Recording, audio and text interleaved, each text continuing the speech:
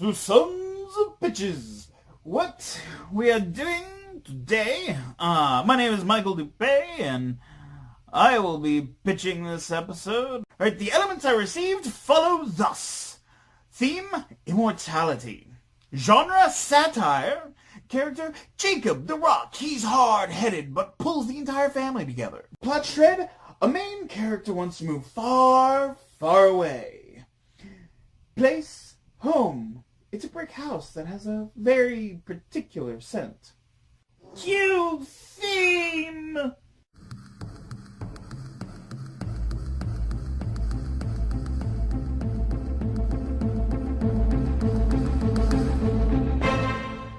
We open up, we got Jacob throwing a rock with his father. They would play catch every Sunday, but they couldn't afford a baseball, so they just threw a rock. And the character he built in that time helped him climb the corporate ladder at Chick-fil-A, while his wife, Mary, stays home and cooks, cleans, and homeschools the children. It starts with Julie, the daughter of one of Jacob's co-workers, coming down with a strange sickness.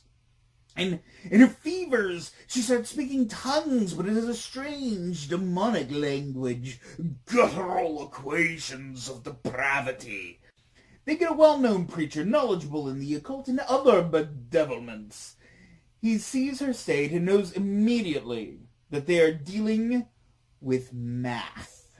As the mathogen afflicts more and more children, they see that it is being transmitted through a series of tubes known as the interwebs. The children begin to use strange incantations known as Googles to achieve their goals. Well, okay, there's one kid who invokes beings, but it gets the same result. Anyway, once they see how the mathogenic plague spreads, Jacob sees himself as responsible for bringing his family to the big city of Atlanta, all so he can go farther in the corporate world. So, he moves far, far away, all the way back to Iowa, to the red brick farmhouse he grew up in, on the pig farm. I am not familiar with pig farms myself, but I would be rather shocked if they didn't have a very particular scent. I'm guessing a mixture of mud, fecal matter, and sizzling bacon. As he talks with his mother about his father, he mentions that there's nothing one man can do to stop math from overtaking the world. She reminds him that he's not alone, and that God only needs one man. And he's like, Mother, where are the children? I haven't heard a peep from them this whole time. Like, oh, I let them use the computer in the den. You have a computer here? Yes, there was a lovely man came by and gave me a free one, even connected to the interwebs for no cost. Can you imagine? How could you do that? Father would never have taken a handout like that.